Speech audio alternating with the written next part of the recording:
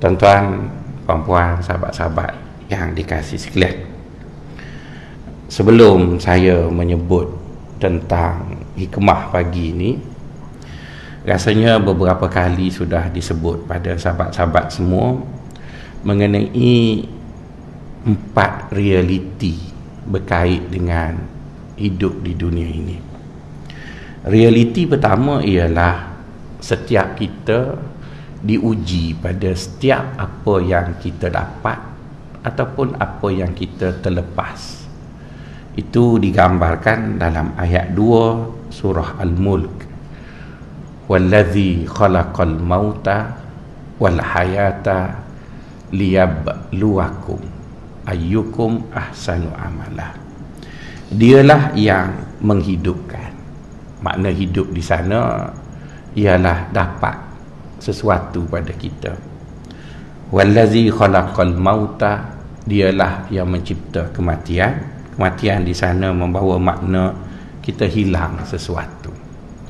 Jadi seolah-olah ayat itu mengatakan kepada kita, apa yang kita dapat, apa yang kita hilang ataupun terlepas, ianya adalah ujian daripada Allah. Jadi oleh kerana kita ini diuji, maka sikap yang paling baik dalam ujian adalah waspada ataupun berhati-hati. Perkara yang kedua ataupun realiti yang kedua, apa saja yang ada di dunia ini terikat kepada limitasi. Baik limitasi itu berbentuk tempoh ataupun limitasi itu berbentuk batasan. Maka tidak ada suatu perkara yang terlepas daripada limitasi. Walaupun perkara itu mungkin nisbahnya agak panjang ataupun agak lama. Misalnya kalau ditanya kenapa UMNO jatuh, antara sebabnya ialah lama sangat. Dah habis dah. Tempoh dia jatuhlah. Jadi kenapa? Kerana UMNO tu duduk di dunia. Nanti sampai tempoh Pakatan Harapan jatuh pula. Jadi tak ada siapa yang kekal. Semuanya ada limitasi. Jadi oleh kerana kita tahu kehidupan di dunia itu terikat dengan limitasi, maka sikap kita ialah kita sentiasa berjaga-jaga ataupun mengambil sesuatu pada kadar berpada. Di dalam Al-Quran ada disebut tentang bagaimana sesuatu perkara itu akan berakhir, khususnya nikmat yang kita ada. Allah menyebut dalam Quran, yu'tikum kiflaini mir rahmatih. Bila sesuatu tempoh nikmat itu akan berakhir, lazimnya Allah akan gandakan nikmat itu beberapa kali ganda. Jadi bila kita mendapat nikmat beberapa kali ganda daripada biasa, bagi orang yang berfikir, dia akan beringat tak lama lagi nak habis itu. Tapi bagi orang yang tolol, dia akan happy, akhirnya dia tersungkur kerana dia mendapat nikmat yang berganda-ganda tadi. Manakala hakikat ataupun realiti ketiga, apa saja yang ada di dunia ini datang dalam bentuk dualism. Ada positif, ada negatif. Jadi tidak seharusnya apa yang berlaku di dunia ini hanya dilihat secara monotism, iaitu satu dimensi sahaja. Sebaliknya semuanya ada 2 dimensi. Duit ada positif, ada negatif. Harta ada positif, ada negatif. Isteri-isteri dan anak-anak juga ada positif, ada negatif. Jawatan, apa sajalah, asalkan dia berada di dunia, maka ianya terikat dengan 2 perkara tadi, positif dan negatif. Manakala yang keempatnya, kita menderita hidup di dunia ini merujuk kepada berapa banyak kita ambil. Siapa ambil banyak, derita pun banyak. Siapa ambil sikit, deritanya pun sikit. Maka terpulanglah kepada sahabat-sahabat, berapa banyak kadar sahabat ingin ambil dari dunia.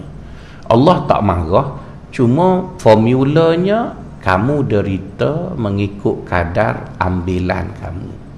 Jadi orang yang bijaksana, apa yang mereka buat bila mereka bertemu dengan realiti itu, mereka akan guna kaedah berbaloi.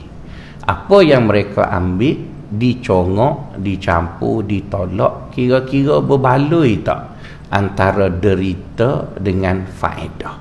Maka sebab tu bagi kita yang dah tua, yang dah masuk kenangan hidup ni, tak payahlah kahwin lagi. Tak berbaloi tuan-tuan ya. Kalau kahwin pun dia hanya jadi wallpaper saja untuk kenduri kahwin, itu saja. Lepas tu tak guna-guna pun. Jadi lebih baik kekal je lah dengan hak mana ada. Begitu juga tak payah tukar kereta. Buat payah nak parking ya. Tua-tua ni kena Alzheimer pula, masuk parking payah. Jadi hak mana ada tu cukup lah. Sebab kalau beli kereta baru kan calar nak bergaduh dengan orang pula. Jadi malu orang tua bergaduh. Jadi lebih baik hak mana ada tu cukup lah. Tapi kalau yang dah tak ada tu mungkin cerita lain lah. Jadi yang dah ada tu cukup-cukup lah. Kita mari duduk masjid pula. Okey tuan-tuan, itu 4 perkara yang perlu kita ingat apabila kita duduk di dunia. Iaitu pertama tadi, kita diuji. Yang kedua, ada limitasi. Yang ketiga, dualism. Dan yang keempat, sengsara pada kadar ambilan. Bila tuan-tuan ingat benda tersebut, kita pun bacalah hikmah pagi ini. Kata Tuan Syekh, liyukhaffif alamul bala ilmuka bi'annahu mubla. Kata Tuan Syekh, hidup kita ni tuan-tuan tak selalunya tenang, tak selalunya jernih. Ada kala-kala tertentu hidup kita ni keruh. Hidup kita ni keruh. Jadi bila hidup kita ni susah, keruh ataupun ditimpa sesuatu musibah, maka perlu difahami bahawa setiap perkara yang berlaku pada kita itu ada 3 perkara yang perlu kita tahu. Berlaku je pada kita tu, kita terus kena ingat 3 perkara. Pertama sekali, Allah Subhanahu Wa Taala apabila dia kenakan kita dengan apa-apa perkara, bagi pihak Allah mutlakul khair, baik belaka. Bagi pihak Allah tu mutlakul khair, baik belaka. Dia bagi kita mati pun baik, dia bagi kita miskin pun baik, dia bagi apalah kat kita sebagai orang yang percaya pada Allah ni, kita kena percaya apa saja mari dari dia tu mutlakul khair, baik belaka. Tak ada 2 dimensi ya. Tak boleh nak kata ada baik, ada tak baik. Mari daripada dia tu baik belaka. Kalau kita kata yang mari tu cacat, jadi kena ingat bahawa apa makna cacat. Cuba tuan-tuan definisi cacat tu apa. Cacat ialah orang yang tidak cukup seperti orang biasa. Jadi mungkin hak biasa tu cacat, tak tahu. Mungkin kan hak tu ramah jadi macam tu. Kita je yang definisi. Kita je definisi. Tuan-tuan, kalau tuan-tuan tengok ikan di BKL, maka ikan di BKL tu cacat lah nak banding dengan ikan koi. Nah, ikan koi tu, ikan di BKL tu melekat kat dinding aquarium. Tapi dia tak pernah mengeluh dia cacat. Happy je dia. Pasal dia happy je. Tak ada masalah apa dia. Tapi mungkin bagi ikan koi, kesian ke dia cacat. Dia kata mung cacat. Kulit ada sopok, ada kuning, ada merah. Tengok kulit dia cacat adalah satu definisi yang Menteri Kebajikan pun bengong. Dulu dia panggil OKU, orang kurang upaya. Lepas tu orang cacat marah. Apa panggil kami kurangnya? Beri kami kelainan upaya. Tukar pula orang kelainan upaya. Lepas tu balik pula orang kurang upaya. Lepas tu dia kata kami sehat. Orang kurang upaya ialah orang pencing macam tuan-tuan, orang kurang upaya. Jadi bermaksud pening mana satu buat betul cacatnya. Tak.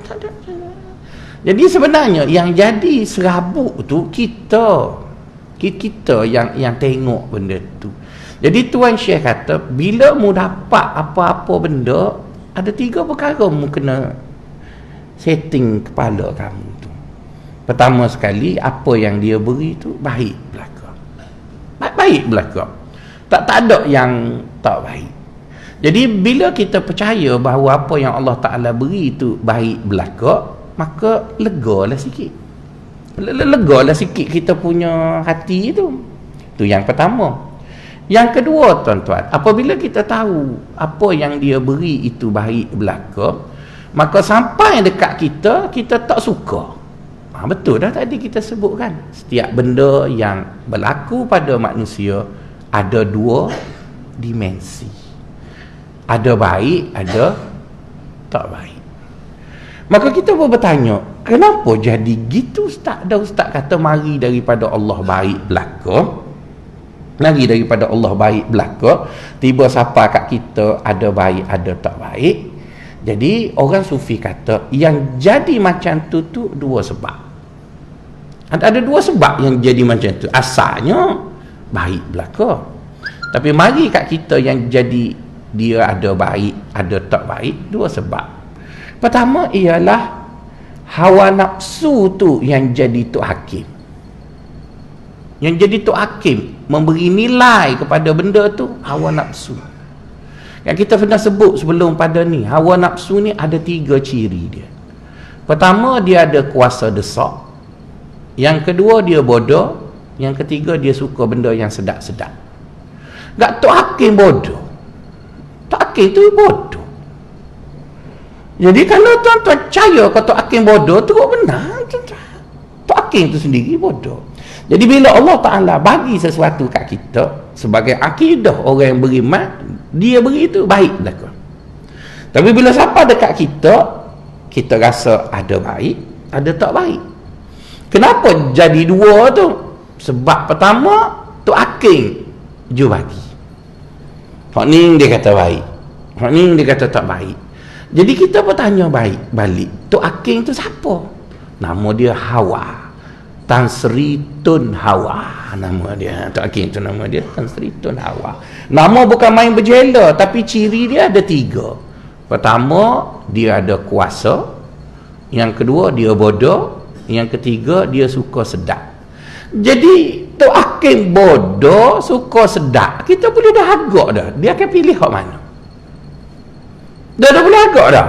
Dia akan pilih hak sedap, hak malah, hak mudah. Tu dia pilih dia tu. Hak susah, hak payah, hak tu dia kata tak baik. Jadi tok hakim tu tak subjektif. Tok hakim tu bias. Jadi orang sufi kata kita nak lawan sistem tak boleh lawan. Tapi apa yang kita boleh buat? Ignore je lah kat tok hakim bodoh tu. Awak tak dengar ya. Dan dia kata tak baik. Bodoh. Tak dengar ya. Sebab tok hakim tu bodoh. Jadi buat tak layan je. Jadi bermaksud tuan-tuan, pertama sebab hawa yang jadi hakim. Dia yang kata ni bagus, ni tak bagus, ni bagus. Sedangkan mari daripada Allah tu bagus belaka. Mungkin tuan-tuan kata payah nak faham Ustaz. Mudah je tuan-tuan. Tuan-tuan duduk rumah. Tuan-tuan duduk rumah, tuan-tuan ada anak, tuan-tuan. Ada anak, tuan-tuan. Ada cucu, tuan-tuan. Mesti tuan-tuan ada plan untuk besarkan anak-anak sebagai anak yang baik. Dan anak juga dia ada plan dia juga. Bagaimana nak enjoy, betul kan? Jadi bila tuan-tuan balik rumah, masuk je lepas sembahyang maghrib, tuan-tuan kata, sembahyang dah? Tak lagi, pergi sembahyang. Masa dia tengah tengok cerita Korea tu, kena pergi sembahyang, dia kata bergapo. Dia kata orang tua ni duduk masjid lah, rumah lagi. Mesti dia kutuk ayah dia, cuma nak cakap kena kenapa, tapi mesti dia kata orang tua balik dah. Dulu kan jadi AJK masjid, duduk lama dalam masjid. Jadi dia kata tu bukan kerana untuk baik dia, sebab penilai dia tu budak bodoh. Budak-budak dia kata tengok Korea lah dulu baru sedap, hero comel kan ni. Jadi budak tu hakim bodoh dia tu kata, sedangkan ayah dia ni hakim sebetul, sebenar, yang akan membicarakan kes 1MDB, cerdik ayah dia nya. Tapi anak tu bodoh. Jadi bila anak tu bodoh, ayah dia cerdik pun dia kata bodoh juga. Sebabnya gitu. Jadi ia mengatakan tak baik satu-satu benda tu, bukan benda tu realitinya tak baik, bukan. Bukan benda tu tak baik, tapi penilaian orang tu yang kata tak baik sebab hawa dia tu memang gitu, dia punya pacing, orang Kelantan panggil ya, pacing dia jenis lagu tu. Kalau dia nak nilai benda, dia suka pada malah-malah, sedap-sedap. Maka sebab tu cuba tuan-tuan balik lepas maghrib, tuan-tuan tak tanya semayang, dia duduk sebelah anak heroin tubik lah. Dia kata hayo sporting, betul kan? Siapa yang kata sporting tu? Tok Aking hok dalam tubuh tu lah, hok bodoh tu lah yang kata. Tapi saya tak maksudkan Tok Aking 1MDB ni cerita, maksud saya Tok Aking tu ialah hawa, begitu. Okey, itu yang pertama. Sebab kenapa benda yang Allah datangkan itu semuanya baik, hawa kata tak baik. Pertama, sebab hawa tadilah. Okey. Yang kedua, tuan-tuan, ialah kerana kesokmoan. Sokmo dah. Kita ada begitu. Sebab tu, kalau kita tengok, kenapa orang tua konservatif? Dan orang, maafkan saya, veteran macam tuan-tuan ni, kenapa tuan-tuan konservatif? Cuba tengok tindakan tuan-tuan, semua gambar pada konservatif, pakai baju konservatif, pakai baju tu ya.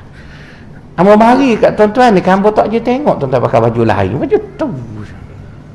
Itu konservatif dah tu. Lepas tu duduk, kalau duduk tiang tu kan, tiang tu tak ubah dah. Betul, hamba tak perlu apa nama tuan-tuan, hamba tak ingat nama apa. Tapi kalau tuan-tuan meninggal dunia, hamba tanya tu email, duduk tiang mana? Kalau bawa kipas tiang nombor 3 belakang, kita pusing record. Ingat. Gitu. Hatta kain pun tuan-tuan pakai kain sama, baju sama. Tuan pun punya penampilan kan tak banyak berubah sangat. Memori saya tak banyak cerak perubahan. Tengok lilik, serban, serupa, cara duduk. Dan itu memang konservatif. Kenapa orang tua jadi konservatif? Sebab dia dah biasa dengan benda tu lah. Dah biasa. Bila dah lama tu nak ubah, tak ubah. Sebab tu dia ada ego, nama dia aku makan garam dulu. Betul kan? Ego orang konservatif tu. Aku makan garam dulu. Sedangkan sikap aku makan garam dulu tu ditegur dalam Quran. Disebut makana abaukum wa abnaukum. Dia kata adalah kerana mak ayah kami dan kami terima benda ni lama jamai dah. Tak betul. Lama jamai dah orang Quraisy duk sembah Tuhan yang ada kat Kaabah tu, dia kata tiba-tiba mari Muhammad. Tak betul. Tak boleh. Sebab mencalar egoisma konservatif dia tadi.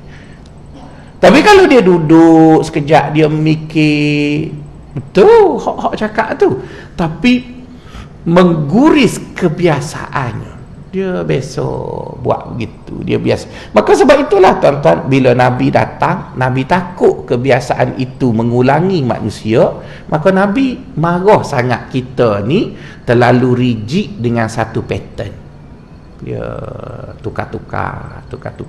Jadi hamba harap sangat Malaysia baru ni kita tukar kerajaan setiap enggak. Betul kan? Tak ada kita orang lain pula. Betul kan? Tak ada kita orang lain pula, supaya menteri tak sempat nak buat jahat. Betul kan? Gitu kan, lama-lama kan dia jadi buat. Hamba tak kata kau siapa-siapa ya, siapa-siapa terasa tu masalah dia. Hamba tak maksudkan siapa-siapa. Hamba hanya sebut konsepnya gitu. Konsepnya gitu. Jadi oleh kerana itu tuan-tuan, bila kita tahu bahawa bila sesuatu benda datang daripada Allah itu semuanya baik, yang menilai baik dan tak baik pada sisi kita tu ada dua benda lah. Satu hawa, yang satu lagi keterbiasaan. Kita menilai di atas keterbiasaan. Cuba tuan-tuan tengok ya, apa berlaku kepada filem Melayu hari ini. Filem Melayu hari ini dia cuba mengindoktrin kepala kita bahawa dalam sebuah rumah tangga perempuan pakai tudung jahat. Dah banyak dah filem. Saya ingatkan sekali okey lah, dan nampaknya berderet-deret. Bila duduk di dalam sebuah rumah tangga, perempuan yang tak pakai tudung tu baik sangat, macam malaikat je. Hak pakai tudung ni jahat. Walaupun dia kata itu kebebasan berkarya, tetapi dia indoktrin kita. Tudung jahat, tudung jahat, tudung jahat, tudung jahat, tudung jahat, tudung jahat. Maka akhirnya di kalangan pokok dia tu, sebab tu ada orang tak tudung tu, dia kata saya tak pakai tudung pun baik. Dia dah terpengaruh dah tu. Dia sudah diindoktrin begitu. Maka sebab itu walaupun benda tu kecil tuan-tuan, kita tak boleh terima indoktrin yang menyimpan. Indoktrin yang membawa makna penyimpangan tu kita tak boleh terima. Sebab bila dah lama kita pun terima. So, kita malah nak fikir, nak tengok, kita terima. Kita terima. Daripada dulu lagi seorang Perdana Menteri itu benci ke orang Kelantan. Sampai sekarang dia kata dia insaf dah. Dia kata orang Kelantan jahat lagi. Apa masalah dia dengan orang Kelantan? Kita pun tak reti. Tak ada arah dia, tak ada anak tino dah. Kau boleh nak nikah seorang dengan dia. Betul kan? Natu dia Kelantan itu. Dan dia termakan kepada mak mentua saya. Mak mentua saya benci sungguh orang Kelantan. Dia kata Kelantan jahat belakang. Seorang ni ada. Mujur dia perkecualikan. Jadi dia indoktrin lah. Indoktrin. Sebenarnya apa masalah dengan orang Kelantan? Cerita kan kita sebut kat dunia ni ada dualism tadi kan. Jadi ada orang Kelantan jahat, ada Kelantan baik. Jahat baik ni kau Kelantan saja. Orang Selangor jahat, orang Selangor tak ada kau. Ada juga orang Johor jahat, orang Johor tak ada. Ada. Jadi tak boleh orang Kelantan, orang Selangor baik bakok. Tak betul dah tu. Selangor jahat ada juga. Orang Kelantan baik belakang pun tak betul juga. Orang Kelantan baik. Kenapa ustaz tafsir gitu? Dualism tadilah. Semua benda terbagi pada dua gitu. Jadi bila dia terbagi pada dua, kita orang yang belajar, kita tak akan terima penafsiran dengan satu hala. Kalau orang kata UMNO ni jahat belaka, tak betul. Ada baik, ada jahat. Apa kata harapan baik belaka, tak betul. Ada nak merokok tak sempat lagi, tak tahu. Betul kan? Jadi maksudnya dia tidak baik belaka, tapi baik ada. Tak baik pun ada juga. Belah sini baik ada tak. Orang apa gitu, ada baik, ada tak baik. Jadi apa yang ustaz dua, saya percaya gitu. Saya tahu tu nak kata apa. Sebab bila dia dual, maka kita ada masa kita baik dengan dia sebab dia dah baik. Dia dah baik. Kalau kita kata dia ni tak mungkin jadi baik sebab dia dulu mahal Fir'aun. Habisnya kita cium tangan dia tu, boleh jadi menteri dalam itu. Sebab dia baik pula lah. Pada hemat kita lah. Jadi nak sebutnya tak betul kita kata orang tu satu lain je. Dia ada dua lah. Dua. Kenapa jadi gitu? Quran pun sebut kullun khalaqna zawjain. Semua benda yang kami cipta itu datang dalam bentuk dua. Dia tak datang dalam bentuk satu. Tapi masa mari daripada Allah tu satu je lah. Sebab dia mari daripada Allah. Allah tak ada jahat, Allah tak ada tak baik, Allah tak ada kurang, Allah tak ada silap. Yang Allah ada betul, sempurna, baik. Dipanggil khairul mutlak, baik secara mutlak. Mari kat kita jadi dua. Okey, itu perkara yang pertama. Sebab yang pertama, bila Allah Ta'ala beri kat kita dan kita rasa benda yang diberi itu tak baik, pertama ialah penilaian hawa nafsu tadi. Perkara yang kedua, yang bila kita ditimpa sesuatu perkara yang menyebabkan kita rasa benda tadi tak baik, kerana apa tuan-tuan? Kerana bila sesuatu benda tadi datang, kita rasa kita rugi. Kita rasa kita rugi.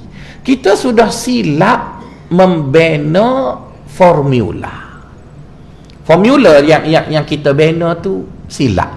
Bukan benda yang mari tu tak baik. Formula tu kita bina tak betul. Apa-apa yang tak betul, mari kita tengok ya.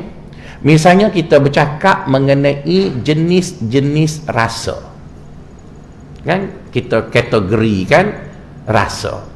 Maka kita pun kelompoklah rasa ni. Di dalam kelompok rasa ada pahit, ada masam, ada manis, ada tawar, ada kelak. Betul kan?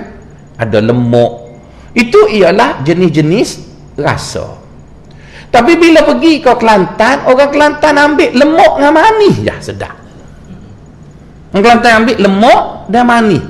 Maka orang Kelantan kata lemak dan manis ni dalam kategori baik. Pahit, masam, kelak, tawar, kategori tak baik. Oh, dia kategori kan. Maka mana-mana yang Tuhan datangkan rasa kena dengan lemak dan manis, sedap lah. Dia tak ambil, dia tak kaji bila lemak manis tu mari kecil manis, dia tak kaji, dia berhenti sekat tu ya. Lemak manis sedap. Sedangkan tak ada level langsung antara lemak, manis, pahit, mas, tak ada level, dia sekelas belaka tu. Dia satu kelas je. Masa mula-mula dicipta, lemak, manis, pahit, masam tu satu kelas. Jadi bila dia satu kelas, maka dia terikat dengan dualism, dia ada baik, ada tak baik. Dia satu kelas je.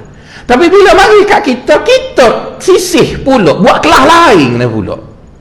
Hak ni hak sedap, hak ni tak sedap. Tapi bila pergi ke orang-orang belah Kuala Lumpur ni pula, dia tak ambil dah hak manis tu. Mungkin dia ambil rasa asli ke. Betul kan? Jadi bermaksud kita jadi beza ni sebab kita categorizekan dia tadi dengan categorize berdasarkan kepada kita. Berdasarkan kepada kita. Jadi oleh kerana itu, apa sahaja yang mari daripada Allah, kemudian kita kata tak baik, kita kena ingat itu tak baik relatif ya. Tak baik itu adalah relatif, dia bukan mutlak, nisbi. Pada orang tu mungkin tak baik, tapi pada orang yang lain baik. Misalnya kita tengok harta terbakar. Betul ke harta terbakar ni semua orang sedih? Tak, tuan-tuan. Tak. Ada orang sedih bila harta dia terbakar. Ada orang mujur sebab tak payah bayar hutang, maka istihak boleh claim. Betul kan? Cuma bagi kita duk kapung, tak tahu orang tipu nak claim ni dengan cara bakar, kita duk nampak satu lain je lah. Sian dia terbakar. Betul kan? Kesian dia terbakar. Kita dah kata gitulah. Hamba dulu tak reti juga nipu-nipu ni, duk saing orang masjid ni lah, duk ajar kita. Kita cerita ustaz, kita kata mana nampak cermin kereta ustaz tu merekah dah. Oh lah rasa merekah tak selamat kot nak pergi tukar. Dia kata jangan tukar ustaz, rugi. Ada macam mana? Bila rotek habis minggu depan, masa habis tu beli selalu insurans cermin. Lepas tu kita tukar. Kita bayar 100 ya. Cermin 800. Oh tukar sendiri. Bodoh. Tak betul juga. Betul lah. Jadi kita pun tunggulah dulu. Tunggu dulu dah habis tu beli insurans. Gak claim cermin dia tak kurang NCD kita. Siapa ajar? Tuan-tuan lah ajar ustaz. Kita pun pandang lah. Tapi bagi hambanya hak dulu tak patut hamba ajar hak tuan-tuan lain pula. Betul kan? Kita kosilah sama-sama tok guru. Masa ceramah ni hak hamba ajar. Hak masa makan tu tuan-tuan ajar saya pula. Jadi dia okey je tuan-tuan. Jadi kita beli insurans, lepas tu tukar cermin, dia tak salah on paper. Betul kan? Mana salah? Gak betulan syarikat pula masa nak beri kat kita insurans cermin tu, dia tak kata mana kereta, tengok dulu. Betul kan? Dia pakai langsam gitu je. Jadi ada orang beli insurans kereta tiap-tiap tahun, cermin tak pecah-pecah. Ada orang pecah baru beli, lepas tu tukar. Jadinya ada lah orang untung, orang rugi. Itulah nego tuan-tuan. Takkan nak untung semua. Jadi bermaksud tuan-tuan, bila berlaku satu benda yang kita tak suka, kita menganggap benda tu tak baik, ialah apabila kita categorizekan benda tadi berdasarkan kita. Kita categorizekan dia berdasarkan kita. Jadi bila kita categorize berdasarkan kita, maka kita kena ingat keputusan itu adalah nisbi je, bukan mutlak. Nisbi je, bukan mutlak. Tuan-tuan, ada orang tanya saya, kata bapa ustaz tak nak masuk TV? Saya kata tak nak. Dah tak masuk TV lah ustaz, barulah bayar banyak sikit, kaya. Saya kata tak nak. Dia korang-korang, dia kata ada juga ustaz bodoh. Dia kata saya, ada juga ustaz bodoh. Jadi bagi dia kan, bagi penilaian dia, bila tak masuk TV, orang tak bayar mahal tu rugi bagi dia. Dia kalau boleh nak jadi ustaz tapi tak jadi bagi dia rugi lah. Itu betul lah, bagi dia tu betul lah. Saya nak kata je, tapi dia tak boleh lah kata saya bodoh. Saya ada formula saya pula, yang saya tak masuk tu ada sebab lah. Kata saya bodoh pula. Tapi awak rasa itu tak betul, itu awak. Itu awak lah. Tata saya duduk Mesir dulu, ngorak ngotin warak. Gak ambo huduh tapi mulut manis, pandai ngorak, betul kan? Comel tino tu. Nama Nariman binti Abdullah, mata hijau tuan-tuan. Comel gitu. Last kali tak sen nikah dengan dia. Orang kata Allah rugi tak nikah dengan dia. Wih kat aku, mana ambil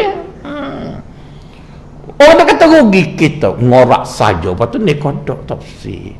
Sebab masa ngorak tu nafsu, lepas tu bila nak nikah sembahyang istikharah, tak boleh. Jadi bagi hak nak tu, lepas tu tak dapat, Allah Kelantan panggil mecak. Tak dapat, rugi bagi dia.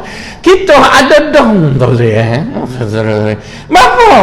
Ada sebab lah tu. Jadi bila tak dapat bagi awak rasa rugi, itu awak. Relatif kan, itu awak je. Tapi ada orang lain, tak rasa pun rugi, tuan-tuan. Tak rasa pun rugi. Bagi orang rajin kerja, bila sakit itu Allah rugi bagi dia. Bagi orang malah sakit itu alhamdulillah. Hendak kata kuat, tuan-tuan.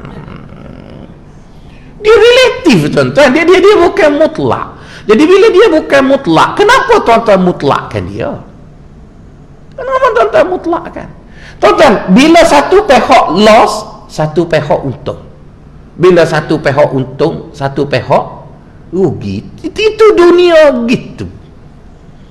Kerajaan kita nak bagi kad, apa panggil, kad sehat, bla bla bla bla begitu.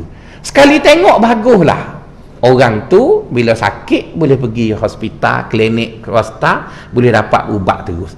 Itu bagi satu pihak dia, dan dia dilihat ada satu program lain daripada kerajaan lama.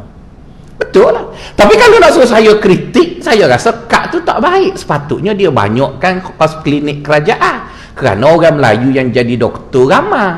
Tapi kerajaan baru tak nak. Sebab dia kata kalau lantik doktor, kerajaan kena pikul gaji, kena pikul pencing, beban. Lepas tu pula orang Melayu pula yang tu. Lebih baik kekalkan sebab klinik swasta banyak Cina. Jadi bagi gitu. Jadi dia cakap betul, pada saya tak betul. Dia kata hak ni tak betul, pada sekarang betul lah, relatif je lah. Apa nak marah-marahnya. Awak punya pandangan, dah awak ada kuasa, awak buat. Nanti orang lain ada pandangan, dia ada kuasa, dia buat pula. Jadi kita nak kata tak, dia betul mutlak. Tak ada orang betul mutlak. Awak pandang gitu, satu aspek betul, tapi satu aspek lain. Kerana saya mempertimbangkan macam ni, awak pertimbangkan begitu, awak sama je, tuan-tuan. Jadi dalam hidup ini tidak ada mutlak. Mutlaknya adalah Allah Subhanahu wa ta'ala. Dia seorang je mutlak. Jadi bila sesuatu benda datang pada kita, yang kita kata benda tu tak baik, adalah disebabkan oleh pencerakinan benda tu kita buat mengikut relatif kita. Gini. Orang lain buat gini pula. Jadi oleh kerana Allah tahu manusia tadi mempunyai cerakin nisbi yang berbeza, maka dia turunkan benda tu. Maka hari ni gia orang ni, bahagia orang ni. Nanti esok bahagia orang ni pula. Barulah rezeki tu cukup, tuan-tuan. Rezeki tu cukup lah. Kadang-kadang saya kata, apalah tuan pengurusi ni, setiap kali makan lepas kuliah subuhnya nasi lemuk je manjang, betul kan? Maka ada orang setuju, kena tukar dah tu, sebab dia dah boring nasi lemuk. Tapi ada orang baru jumpa, kekal lah nasi lemuk tu. Dua-dua betul. Dua-dua betul. Jadi oleh kerana itu, bila kita ditimpa satu-satu benda kan, kita sebagai tanda kita orang yang educated ni, kita tak akan meraung lebih-lebih. Kita tak akan melolong, sebabnya malu kok ram. Malu kok orang Kelantan panggil malu kok ram, dia sebut begitu. Malu. Dia ada kartun Kelantan wok yoh ngapok dogo. Oh, Pok Dogo tu dia nak cakap bahasa Melayu tak jadi sebab dia tak ambil SPM kan. Orang panggil malu kat orang, dia malu kat ram. Gitulah. Jadi dia nak sebut malu kat orang. Kita merau memekik. Sebabnya pertama, kok emo kena tu orang lain pun kena juga. Dan bila kita pencing, kita marah habis kat orang. Kenapa lah JPA 60 pun pencing dah. Kau boleh sehat lagi. Tidak duduk demo seorang, orang lain pencing belakang. Yang dia duduk bising tu, sebab aku malu kat orang. Anak dia. Bila kita sakit, apa. Allah, sakit ke apa dia? Cimani. Satu separuh masjid Cimani dah. Duduk dia je, yang bising di bawah. Jadi memang tuan-tuan buat benda tu. Pelik apanya. Dia pun duk cerita kecil manis ni ada bini pun tak jadi. Demo lama, kawai guna wak kecing yang ada tu. Tak guna langsung, lama dah. Dia pelik apanya tuan-tuan buat benda tu semua. Jadi sebab itu bila kita susah kan, kita memekik, melolong sana sini, kita orang hok kena dah ni kita kata apa yang bodoh sangat. Duk dia je lah. Engkau kena berlaku. Dia kena berlaku, tidak duk kita seorang je yang kena. Jadi ada orang bila dia kena satu musibah, dia pandai urus. Dia setting, dia urus. Jadi musibah yang berlaku tu tidak terangkat, tapi dia dilihat memberi impak kecil kepada kehidupan biasa. Kita pakai konsep kereta, kita panggil absorb. Betul kan? Absorber tu kan? Absorber kereta tu dibuat ialah bukan untuk ratakan jalan. Dia lalu kat lopok tu, siapa kat lopok tu, jalan pun rata. Buat gitu kaya lah dia pekerjaan, tak payah buat jalan dah lah. Sebab tak, tayar tu masuk juga dalam lubang, tapi absorb tu serap, zrup, dia serap. Lepas tu tak terasa. Ada orang kata, Allah sedap naik BMW, masuk lubang tak terasa. Naik kacir kat super kacir dalam hutan, gugu. Sebenarnya bukan sebab BMW, sebab absorber dia mahal. Cuba beli absorber BMW buh di kacir, sama je. Jangan tukar kereta mahal, tukar absorber je. Kalau kita berunguk sebab benda tu, sama je. Jadi kereta BMW pun cuba bubuh absorber kacir, lebih kurang tu je lah, pening naik gugu. Jadi absorber tu ada hokong lagi teruk, betul kan? Jadi gitulah kita orang sufi kata aku tak boleh. Misalnya saya ni tok guru sufi, tuan-tuan susah, tuan-tuan kata ustaz, kita geng kan, ambo dah kena dah ni, gitu apa tu ha? Mana boleh buat gitu? Saya manusia juga support tuan-tuan. Saya ditimpa susah juga, tuan-tuan pun ditimpa susah juga. Habis nak buat macam mana? Setting kat sini je lah. Saya setting kat sini je. Benda tu berlaku, tetap berlaku. Qada Allah, qada dan qadar Allah tetap akan berlaku. Mau buat macam mana pun berlaku. Jadi bagi kita patah orang sufi, kita tak payah ubah qada dan qadar. Dia lebih tahu daripada kita dan dia mesti menang. Habis apa yang kita buat? Setting kita je lah. Kita setting kita. Jadi bila kita setting kita tadi dengan betul, maka mari apa pun okey. Jadi hidup ni nak okey je. Sebab bila kita dah okey, barulah kita buat keputusan yang betul dalam menangani benda tu, bla bla bla bla. Tuan-tuan, mujurlah Allah Ta'ala ni kan, dia bagi kat kita ni lupa. Kita pun tak nak lah lupa, semua nanya juga, tapi dia bagi kita ni beberapa item kita lupa. Cuba bayangkan kalau kita ni tak lupa. Oh, letih tuan-tuan. Pertama kita akan fobia. Sekali kita terlibat dengan melanggar kereta, tak bawa kereta dah lah kita. Sial, kereta banyak lagi, pitih banyak, tak bawa kereta. Baru nikmat hilang. Lepas tu, kalau hak paling takut hak tak kereta tu tak apa lagi. Kalau bini kita tak lupa hak kita nakal masa-masa umur 30-an. Nanya kita tiap-tiap hari duk sebut. Ambo cerita ke bini ambo ada kasih kapung ambo tu. Namanya bla bla bla. Kononnya transparent lah. Oh, nyesah cerita tuan-tuan. Kena pakai lagu Brori Marantika dengan Sharifah Aini. Engkau bukanlah yang pertama dalam hidupku. Betul kan? Cakap awal-awal, tapi aku tak akan cerita siapa mereka. Cerita retinonyo ingat tu tuan-tuan. Jadi bila kita balik kampung, Rambo jarang balik kampung. Jadi setiap kali balik kampung, pergilah makan kedai ni dengan orang kampung nak belanja, orang kampung kan, ustaz belanja tu kat dia ingat setahun, betul kan? Kita nak turun tu, dia kata nak pergi rumah kasih lama tu, lah 20 tahun dah nikah tu sebut lagi. Balik kampung mesti baluh, mesti baluh. Jadi kita pun tunjuklah masa ni lah jumpa dengan kasih tu bawa pokok binja. Apa dengar? Yalah kampung. Sini dia pergi shopping komplek ni bawa pokok binja, bawa pokok tu. Enggak pokok tu dia lambat mampu. Kita lalu kat situ tengok pokok binja. Tu situ dua gapo tahu dulu. Lah, tak tahu tu. Dia bini orang tapi dia ingat. Jadi sebab tu kalau tuan-tuan kahwin jangan duk cerita banyak sangat. Ada apa? Tak ada apa-apa. Engkau yang pertama dalam dairy baruku, betul kan? Kalau dairy lama tu tak tahulah, kalau baru ni jadi nak sebut dik kerana dia ingat tu kan tuan-tuan, susah hidup tuan-tuan. Jadi sebab itu bila kita tak ingat ni bagus dia gitu. Jadi Allah Taala tu buat kita tu dah cantik dah. Maka sebab itu bila dia bagi kita sesuatu musibah, dia bagi kita juga lupa. Musibah tu adalah proses kematangan hidup. Pada tu kita pun lupa. Tuan-tuan, cuba tanya hak belakang tu. Dia ingat setiap saat, setiap kali dia terang nak keluar anak kita. Ambo rasa pakai seorang anak je lah kita, tuan-tuan. Kan? Pakai seorang tu ya. Lepas tu kali kedua dia kata abang pula lah mengandung. Nanya tuan-tuan. Ketak beranak. Tapi sebab Allah jadikan orang perempuan tu sakit tuan-tuan. Ambo tak tahulah setara mana sakit. Tanya hak belakang tu lah. Ambo pernah kena batu karang. Lepas tu masa tu tengah kuliah subuh di Masjid Hidayah Kelana Jaya. Geboh dekat kita, dia pergi ke hospital. Hospital tu hak layan kita doktor Kelantan tua. Tino pula tu. Dia kata, "Ustaz, nak cocok ni." Selok-selok dia kata selok gila, hilang sakit dia pun cocok beru gitu. Dia kata rasa gua no. Lega dah. Ustaz nak tahu tak sakit ni lagu mana? Macam mana doktor?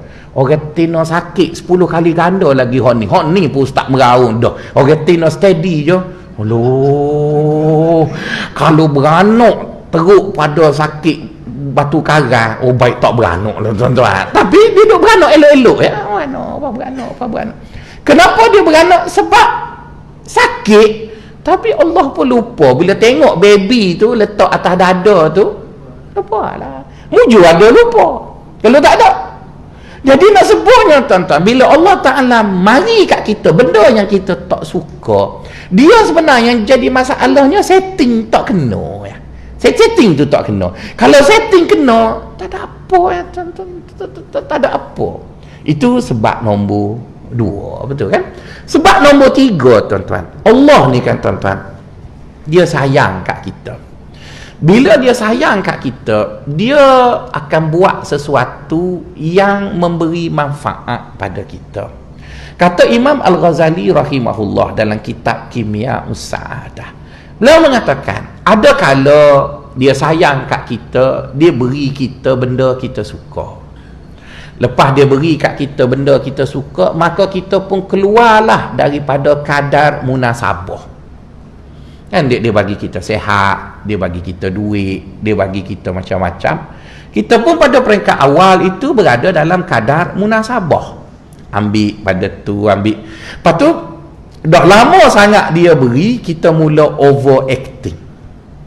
Jadi bila kita mula overacting dan dia masih sayang kat kita, maka dia mesti sekat benda yang menyebabkan kita overacting tu. Kalau dia tak sekat benda tu, kita akan hanyut. Jadi dengan sebab dia sayang itulah yang dia beri nikmat dan dia tengok kita dah melampau, dia tarik balik. Dia tarik balik bukan kerana kad bajet, bukan kerana dia kena berhutang dengan Tuhan lain. Bukan, sebab tak elok dah tu. Benda tu tak elok dah tu kat dia. Dia bagi kat kita sehingga kita tak pernah sakit. Maka dengan sebab kita tak pernah sakit, kita lalu je tepi masjid ataupun parking dekat parking masjid, pergi lain tuan-tuan. Betul kan? Kan ramai orang duk buat sekarang parking masjid kan percuma. Pergi tempat shopping komplek kena RM2 sejam. Dia nak pergi main, nak pergi sembang, maka parking di masjid lah. Nak suruh halalkan parking, dia masuk parking, pergi ke masjid sembahyang sunat 2 rakaat, halal terus, betul kan? Jadi orang kata kenapa? parking nak semaya lah. Tapi lepas semaya tu maghrib dia tak semaya tu pasal sunat apa tak tahu pasal. Dia pun pergilah dekat Bangsa Saud kan. Tak saya cuba tuan-tuan pergi masjid Bangsa tu, tuan-tuan akan tengok bahawa orang pergi ke Bangsa Saud tu parking kat masjid lebih ramai daripada orang hok masjid. Sebab hok pergi masjid naik motor belakang. Kan? Kita marah kan, inilah benci kepada orang pulak kat situ yang dia parking dalam masjid. Last sekali dia kerana dia lewat balik tuk siok geran telajak pukul 9.30 koci pagar. Tu kan tak boleh balik. Terus siok duduk di rumah dah. Memekik marah. Jadi bila marah kita tanya, kenapa marah? Tidak orang balik masjid 9.30. Iyalah, saya tengok dah awak tadi semayang sunat sebelum maghrib lepas asar. Kita mari masjid ni pening semayang gapo tak tahu tuan-tuan. Jadi dia nak halalkan parking tu, dia semayang sunat. Dia ingat AJK masjid ni bodoh belaka, betul kan? Kita tegur, dia marah, inilah orang masjid yang tidak berhati budi lah. Dia kata gitu, kita yang dia jahat dia tak mengaku. Dia begitu. Dah kita nak pergi sembang nak buat apa, bayarlah parking kat Bangsa Saud. Tu apa masalahnya? Itu cerita masjid Bangsa. Kalau cerita masjid dekat Melayu, Kampung Melayu Ampang, syarikat yang buat medan selera tu sengaja tak buat tanda. Sebab medan selera tu belakang masjid. Jadi orang makan-makan pergi berok je lah masjid.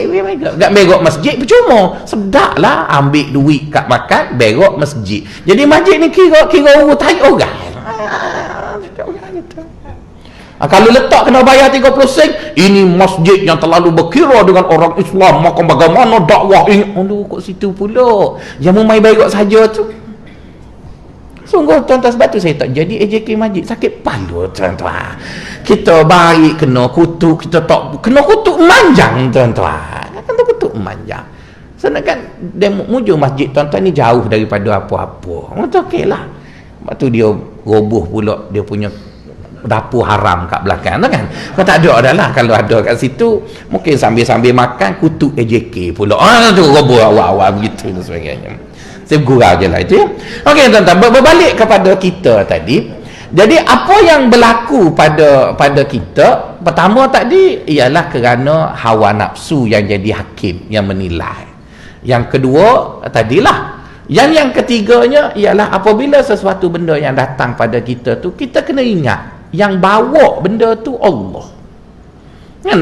Bila kita ditimpa satu-satu benda yang kita tak suka, maka orang sufi kata, mu jangan duduk geluh gesah, mu jangan duduk merasa sedih, mu jangan duduk merasa berat sangat. Sebab apa? Sebab yang beri kat kamu tu Allah.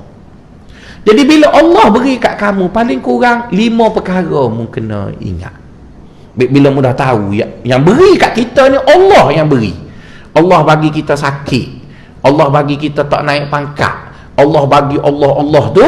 Jadi bila tuan-tuan timpa je musibah, tuan-tuan ingatlah 5 perkara ni bila dalam aspek Allah tu beri. Pertama sekali, dia maha kaya. Jadi dia tak beri tu bukan kerana tak mampu, bukan. Dia boleh beri semua, tapi dia tak beri tu ada benda lah tu. Ada benda, sama ada kita tak betul yang menyebabkan kita tak patut dapat, atau kita dah mula rosak dengan tak dapat tu kita baik sikit. Mesti fikir gitu kan. Allah Ta'ala sebut dalam Quran, innallaha la yughayyiru ma biqaumin hatta yughayyiru ma bi anfusihim. Kata Allah, aku janji denganmu wahai hamba-hamba aku, bila aku beri dah kat mu benda tu, aku tak akan ambil balik, melainkan mu sendiri buat panak, buat onak. Aku tak ambil balik dah. Jadi tuan-tuan, kita nak bina apa yang kita ada. Kita ada isteri yang sayangkan kita, ada anak-anak yang respect dengan kita, kita ada nama baik di kalangan kawan-kawan, ada rezeki yang boleh hidup agak selesa. Allah dah beri kat kita, dan nak dapat benda tu payah tuan-tuan. Maka bila kita dah dapat tu, maka kadang-kadang terdetik nak buat maksiat, maka tuan-tuan kena baca ayat tu. Tuan-tuan kena baca ayat tu. Aku nak boleh setara ning payah. Maka kita kena ingat, bila tuan-tuan dah dapat apa yang tuan-tuan nak, dan tuan-tuan sayang dengan apa yang tuan-tuan nak, maka tuan-tuan jangan buat dosa. Sebab pada kadar dosa yang tuan-tuan buat, pada kadar itulah nikmat tu makin hilang. Dia hilang pada kadar dosa je. Dia hilang pada kadar dosa. Tuan-tuan, saya nak boleh duduk sini 20 tahun beno, tuan-tuan. Saya mari Kuala Lumpur tahun 2000, budak darat betih pun kelaring, tuan-tuan. Mari mana urah. Tak ada siapa kenal. Dan saya mana ada kabel-kabel apa. Beno belajar ceramah buat tu. Alhamdulillah ada sekarang. Bini baik, comel, anak-anak respect, tuan-tuan pun bagi mihung kalau makan mihung. Betul kalau balik lagi. Bukan satu benda yang mudah tu, tuan-tuan. Jadi bila saya bertembung dengan peluang nak buat dosa, saya selalu baca innallaha la yughayyiru ma biqaumin hatta yughayyiru ma bi anfusihim. Allah kata, aku tak akan ambil balik hak mana mu ada dah, melainkan mu sia-sia. Orang takut, takut. Gak buat jahat kau lupa ni payah apa, betul kan? Contoh kan perlu, ambo baru amatur. Oh, mudah je kau lupa ni. Kalau tuan-tuan tak pandai, ambo ajar tuan-tuan. Tapi apa tak buat? Sebab nak boleh hak mana ada tu. Baru homo dah. Baru boleh. Cuba buat.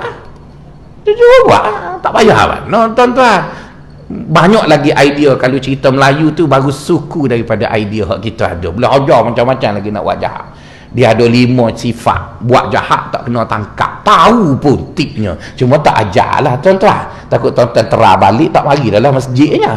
Jadi nak sebutnya tahu belakang, tuan-tuan. Baca buku tu, baca buku. Tahu je.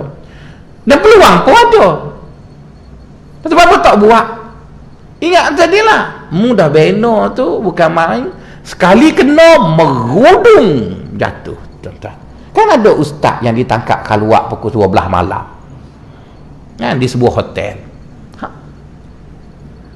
Kena. Dah kena tu, parti dia pun tak lantik dia, tuan-tuan. Sebabnya dia hanyung gitu. Dia hanyut gitu lah, tuan-tuan. Dia hanyut gitu. Peluang ada, bukan dia seorang, kita ada benda tu peluang. Tapi fikirlah, nak ke tak nak? Nak boleh kau ni bukan main payah. Jadi sebab itu Allah SWT bila dia bagi kita satu benda yang kita tak suka, bila kita percaya dia yang beri, maka mesti dia beri itu ada tujuan baik untuk kita. Cuma mula-mula kena ni kita tak faham lagi. Betul lama tu. Oh, macam tu. Kita tak faham. Dulu tuan-tuan, hamba pernah cerita kat tuan-tuan, hamba tak naik pangkat. 5 orang, satu batch dengan saya tu masuk Akademi Islam, satu batch tu dalam lebih kurang 12 orang. 12 orang tu naik pangkat, tolak 3 orang tak naik. Saya salah seorang lah. Hamba tanya dekan, apa boh tak beri saya? Dia kata aku tak si tengok muka-mu hudud. Kau jawab begitu. Sebab dia pun huduh juga. Jadi saya tengok orang huduh. Oh, nak kata gua nak muka dia tu katanya. Dia tak tanya. Okeylah. Ni kita pun duduk menengung. Bengong juga tuan-tuan orang lain naik pangkat sekali.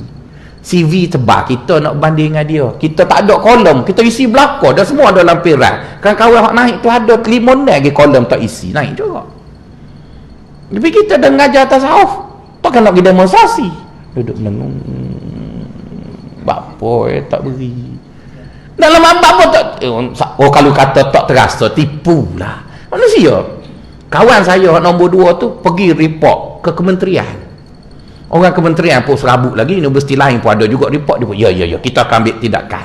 Orang politik kan, ya gitu je lah. Dia balik, assalamualaikum, caput lain lah surat macam ni. Tunggu tak naik juga.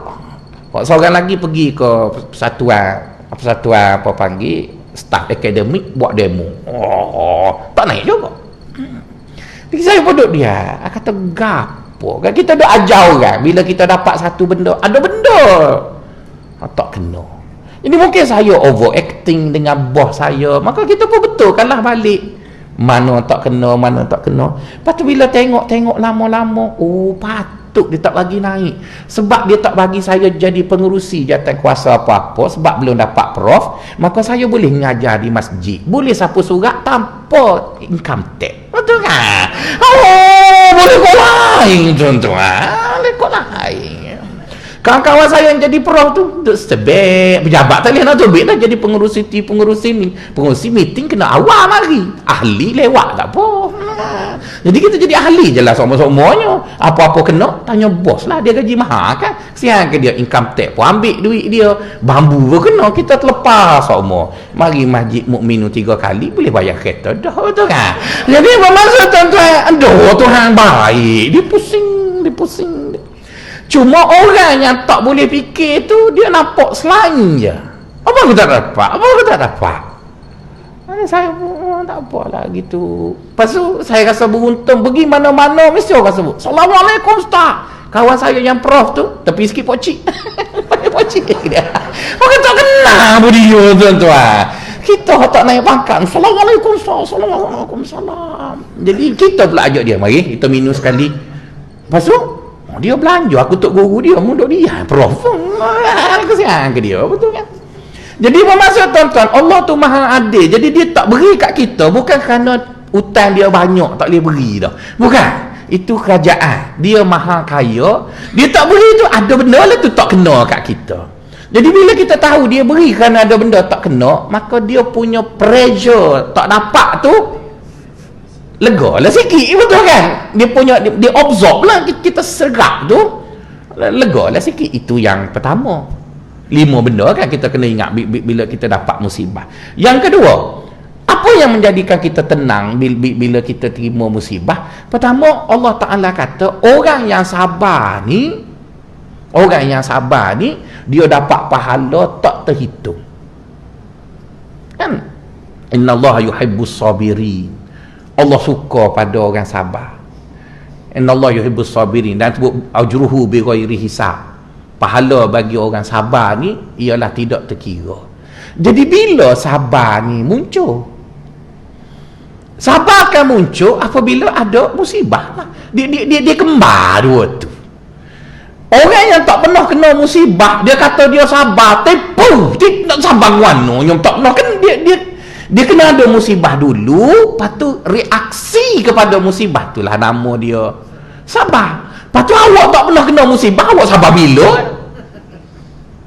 Awak sabar bila? Dan awak tak pernah kena musibah. Jadi sebab itu, orang yang nak claim dia tu seorang penyabar, maka dia mesti lalu liku-liku yang banyak. Kalau dia kaya, dia senang, dia makan semua, dia nak boleh. Lepas tu dia kata saya seorang yang penyabar.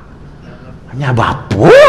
Awak nak sabar kat mana? Sebab nak sabar dia kena susah. Tak ada susah, tak ada lah sabar tu. Dia kena begitu. Maka sebab itu kita tengok kita semua ni tuan-tuan ada rumah, ada harta di tengah bandar ni. Sebab tuan-tuan susah je dulu. Cuba tuan-tuan ni anak bangsawan semua dapat itu dapat, merasa tuan-tuan tak 3 per 1 tuan-tuan. Kelentong je banyak. Kita yang jadi manusia hebat, ada maruah, ada nama, duduk dengan anak cucu, boleh cerita ayah dulu mengaji MCKK, tobek pergi situ kena kekeng sana, baru sini, mari situ jadi tu jadi ni. Sekarang je baru dapat datuk. Betul tu, baru sedap sikit cerita tuan-tuan. Tuan-tuan, kita duduk kat syurga ni tuan-tuan, apa nak tanya tuan-tuan? Kita duduk kat syurga, benda apa kita nak buat? Sembang lah. Padahal dia lain, kau nak pergi pancak maman apa? Sembang lah. Jadi sembang ni tuan-tuan, cerita apa hak sedap? Cerita susah, lepas tu senang, baru sedap cerita. Cuba tuan-tuan tak susah. Kan tuan-tuan ni macam raja-raja yang tak pernah susah tu kan. Ada seorang raja, ada jeneral tentera tu, dia pencing duduk masjid, saya pun duduk buat dengan dia. Bla bla bla bla, dia cerita. Dia kata, "Ustaz, hamba masa kena jaga anak sultan hari tu. Anak sultan tu tak tahu orang main bola ni sebuti. Dia tak tahu. Jadi bila kita bawa anak raja tu cakap kat saya, dia kata kesiannya budak-budak tu berebut bola. Awak pergi belilah bola bagi sebiji seorang. Punya teruk tuan-tuan. Dia kata kesiannya, kau kejar aku. Pergilah beli. Jadi dah dia pun awak mana dah raja suruh. Pergi belilah bola bagi sebiji seorang. Enggak tak sedap. Jadi nak sebutnya punyalah teruk. Ya Allah, bola pun tak tahu orang main bola macam tu. Sebab senang je. Jadi tuan-tuan cuba tengok cerita orang tu dan cuba berbayangkan kalau raja-raja yang ada ni berlakulah revolusi, dihapuskan institusi raja. Oh, dia nak hidup dengan kita, bengong dia. Mari sini makan dengan polistering, sudu 2 kali suap patut. Okey. Kan masjid kan macam tu. Okey. Oh, bengong dia. Sebab apa? Sebab dia tak pernah rasa susah. Lepas tu kalaulah dia masuk syurga, dia nak cerita apa? Kita tanya dia, gua nak kita duduk bulat. Demo cerita dulu. Kawan dia cerita. Kan sedap ada tino minum arak. Minum arak tak kan dalam syurga kan ada arak kan.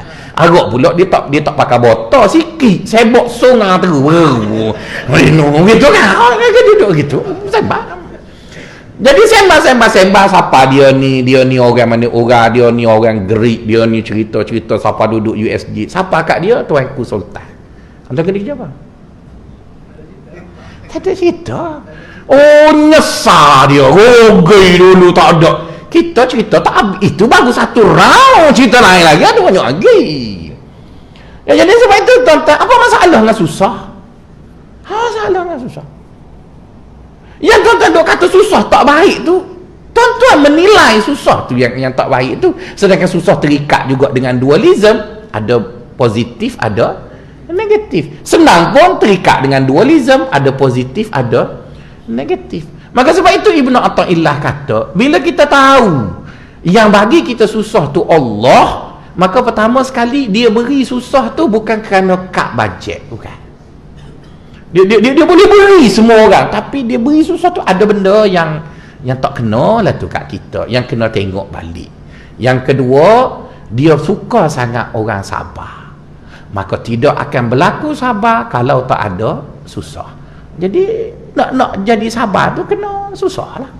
Itu nombor 2. Nombor 3, tuan-tuan, Allah janji dengan kita, sebelum dia bagi kita susah, dia akan bagi senang 2 kali ganda untuk cover susah tu. Jadi bila susah mari, yang kamu melopong tu sebab mu tak khabar ingat masa senang tu aku beri banyak kali. Allah sebut tadi ayat-ayat awal yang saya baca, yu'tikum kiflaini mir rahmati. Jadi kan tuan-tuan, kalau kita kata susah tu macam lubang yang ada di tengah jalan. Kita naik kereta kan, naik kereta, lubang ada tengah jalan. Jadi kalau kita pakai mimut purata, kita dapati bahawa sebenarnya puratanya sama. Misalnya kita tengok orang yang jadi peneroka Felda. Kenapa peneroka Felda tu miskin? Ialah kerana dia tidak hitung pendapatannya secara purata. Orang getah pun macam tu. Jadi kalau orang peneroka Felda, dia dapat ada 4 bulan dalam setahun, dia dapat 6,000 sebulan. Jadi 6 kali 4 bermaksud lebih kurang 24. Lepas tu pada 4 bulan yang seterusnya pula, dia dapat 4,000. 16, 24 campur 16 tidak dekat apa panggil 40,000. Lepas tu 4 bulan yang akhir tu dia dapat 500, 900. Jadi yang menjadikan orang Felda tu tak pernah kaya sebab masa dapat 8,000 tadi dia enjoy. Dia ingat dia dah dapat jusasi. Betul kan? 4 bulan berikutnya bila dia grade 44 dia enjoy lagi. Lepas tu masa tak ada apa satu, mula dia kata, oh inilah kerajaan.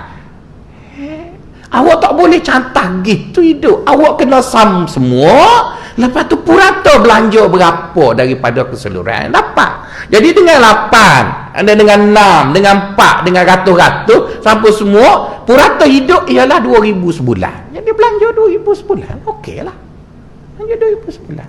Jadi kita juga kita hidup ni, yang jadi kita duk gelar kesah bila susah, masa dia beri banyak rezeki tu kita enjoy juga banyak. Apa enjoy banyaknya?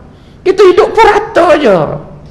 Jadi bila kita hidup purata, masa susah tu datang, adalah nak kambu lubang tu. Duit ambil mana? Duit yang yang diberi dulu tu lah. Maka sebab tu tuan-tuan mari masjid umur pencen senyum ni, sebab tuan-tuan pandai urus lah.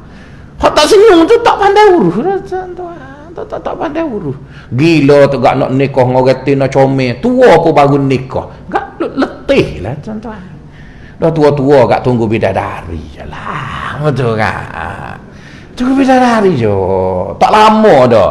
Kan ada hadis kursi, apa panggil Nabi sebut dalam satu hadis, siapa yang mengamalkan ayat kursi lepas solat, maka tidak ada jarak yang memisahkannya dengan syurga melainkan mati. Maka semua hadis tu. Pas semuanya Allah kenapa baca sangat ni? Antara saya dengan syurga mati. Nak mati cepat-cepat ni. Lagi bidadari lah. Sebab bidadari comel, tak ada kos. Kan? Kat sini makin comel makin tinggi kos. Maintenance kena letih. Lepas tu pula kita boleh hak muda sini jauh sangat gap berfikir. Dia pakai seksi, kita terseksa. Betul kan? Oh, tahu aja ambil kok lepas ni tuan-tuan. Jadi bermaksud tuan-tuan, apabila kita mikir gitu, kita tak ada masalah sangat dengan susah tu. Tak ada masalah dengan susah. Itu nombor 3, betul kan? Nombor 4, orang sufi kata bila kita ditimpa sesuatu musibah, kita ingat Allah Ta'ala beri, di mana Allah akan buka pintu hati orang setelah orang tak disusah. Yang kita nak apa yang kita panggil mukasyafat, yang kita nak dipanggil ainul basirah, apa-apa semua benda tu lah yang ada di alam malakut tu, yang begitu banyak nikmat Allah nak humbangkan pada orang tu mesti susah dulu. Orang tu mesti susah tuan-tuan. Sebab itu tuan-tuan, kalau tuan-tuan tengok mana-mana ustaz hidup mewah, senang lain-lain apa semua, lepas tu dia bercakap pasal ainul basirah, patut tuan-tuan, sipir dia takkan dapat benda tu melainkan susah. Dia tak ada jalan lain. Sebab itu bila tuan-tuan bercakap mengenai Nabi yang senang ni seorang aja. Allah tak ada pitih ke nak bagi bajet ke Nabi lain? Ada, teruk benar kalau tuan-tuan kata Allah hutang banyak tak ada bajet. Allah ada bajet. Tapi apa dia bagi ke Sulaiman seorang? Dia nak beritahu orang baik tapi kaya raya tak berapa comel. Buktinya tu seorang je lah ada. Hak ramai lagi ni semua susah belaka. No, bla bla bla. Tapi dia tak marah tuan-tuan nak kaya. Ikutlah kalau salah tu Sulaiman ada tu. Tapi tuan-tuan nak ikut Sulaiman belaka dia. Tapi apa yang berlaku pada Sulaiman? Sulaiman nak banding dengan nabi-nabi lain, tak ada nombor dia tuan-tuan. Dia tak ada nombor. Siapa ada nombor? Ada 5 orang. Betul kan? Nabi Nuh, Nabi Musa, Nabi Isa, Nabi Ibrahim, Nabi Muhammad. Tak semua tu susah belaka tu tuan-tuan. Semua tu susah belaka. Jadi kalau tuan-tuan kata saya nak masuk syurga, nak duduk dengan Allah dengan melalui jalan senang, pergi ya ikut Sulaiman tu, tapi tak ada nombor. Surah pun tak ada tuan-tuan. Nopal surah semua, suratul Namli, baru dengar nama Sulaiman. Ada surah kecil. Tapi Muhammad ada surah, Yusuf ada surah. Semua orang hebat-hebat ada surah khusus, bermaksud hebatlah orang tu. Jadi kalau mu nak berdamai orang tu lah, jangan dah ambil sampel. Tapi mu nak pergi juga, pergilah, tak ada masalah, dia tidak haram pun. Tapi mu boleh hak dunia gitu je lah, rugi tak dapat. Jadi sebab itu tuan-tuan, bila Allah bagi kita susah, percayalah selepas susah tu, dengan kita Allah maksud kita pasrah, kita terima, Allah akan buka mata hati kita, dia akan beri, kita akan dapat nikmat banyak lagi. Itu nombor 4. Nombor 5 tuan-tuan, kalau kita susah, Allah Ta'ala dia nak habiskan saki-baki dosa kita sebelum kita balik jumpa dia tak nak cara dah pasal dosa. Lepas tu tuan-tuan, bila kita tua ni kan tuan-tuan, Allah bagi kita sakit macam-macam, tuan-tuan kena beringat satu ya, jangan tolak.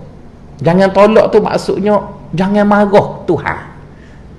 Sebab bila tuan-tuan marah, dia tak ubah sakit tu, tapi dia kira tuan-tuan tak accept. Bila tuan-tuan tak accept, dia bawa balasan tu ke akhirat. Nanya tuan-tuan, siapa di kalangan tuan-tuan yang berani angkat tangan, hamba ni tak ada dosa dah? Ada tuan-tuan, kita ada dosa belaka, betul kan? Jadi bila kita ada dosa, jadi bila dia bagi kita susah, dia nak selesai sebelum mati. Jadi kita accept je lah, accept. Accept tu bukan bermaksud kita tak, kalau sakit kita tak makan ubat, tapi mulut tu jangan ada. Tak sudah lagi pas sakit. Jangan cakap gitu, tuan-tuan. Tu dia accept je lah. Ya, aku terima ya Allah apa yang kamu beri. Lepas mati dia kira selesai. Selesai, sedap. Macam baginda SAW. Tak boleh kau Allah Ta'ala matikan dia dalam keadaan tak susah. Dia susah dah tu. Dia tak ada dosa, tak ada apa. Tapi dalam Quran tu kan ada sebut 11 kali dia buat silap. Maka dekat-dekat nak mati tu Allah jadikan dia sakit apa benda supaya dia jumpa Allah tu, nak beritahu gitu. Jadi kita pun bila tengok macam tadi Nabi tu orang baik dah, maka kita kena sedia bahawa aku akan terima sakit baki daripada tindakan aku masa muda dulu, dan aku bersedia untuk terima benda tu sebelum aku mati. Lepas mati aku tak sempat cara dah buat dosa ni, kita sudah. Jadi bila begitu tuan-tuan akan terima susah tu tak ada apa, tuan-tuan. Tak ada apa. Aku susah, orang lain pun susah juga. Allah beri, dia kena begitu. Jadi sebab tu tuan Syekh sebut liyukhaffif alamul bala, untuk mengurangkan tekanan perasaan bila ditimpa sesuatu musibah. Bukan kita minta musibah tu diangkat, sebab Tuhan yang beri. Yang perlu kita buat mula-mula sekali, resetting minda kita, set balik. Bila kita dah set balik, maka kita tak nampak musibah itu musibah.